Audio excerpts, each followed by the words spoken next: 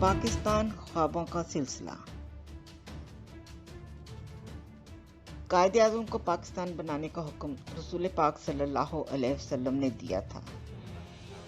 اخبار جنگ۔ میں نے رسول پاک صلی اللہ علیہ وسلم کو خواب میں دیکھا تو انہوں نے کہا، جنرل ضیاء الحق کو میرا خصوصی سلام دینا۔ مولانا عبدالرحمن اشرفی۔ میں نے رسول پاک صلی اللہ علیہ وسلم کو خواب میں دیکھا تو انہوں نے مجھے کہا، قائد اعظم کا جنازہ پڑھو، یہ شخص مجاہد اسلام ہے۔ مولانا شبیر احمد عثمانی۔ میں نے قائد اعظم کو خواب میں دیکھا، وہ اپنی 2 انگلیاں میری طرف بڑھا دیتے ہیں۔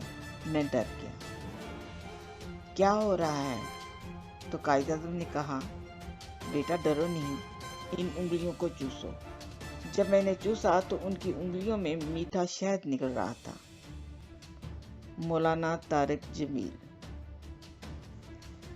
پروفیسر شہزاد نے خواب میں دیکھا کہ رسول اللہ صلی اللہ علیہ وسلم کا دربار تھا۔ حضرت عمر فاروق ایک شخص کو وہاں لے کر آئے جن کا نام باجوہ ہے۔ اس کو ایک فائل دی جاتی ہے اور یہ مقبول۔ میں نے خواب میں دیکھا رسول پاک صلی اللہ علیہ وسلم نے مجھے حکم دیا کہ میں اپنے شوہر سے طلاق لے کر عمران خان سے شادی کر لوں۔ بشرا مانکا۔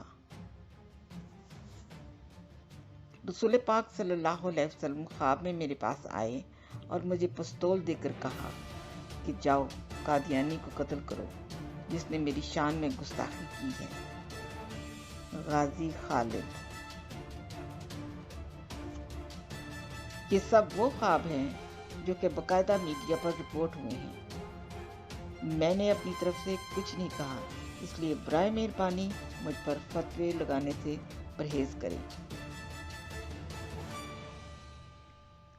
نبی کریم صلی اللہ علیہ وسلم نے فرمایا، جس شخص نے مجھ پر ایسی بات کہی جو میں نے نہیں کہی تو وہ اپنا ٹھکانہ جہنم کی آگ بنا لے۔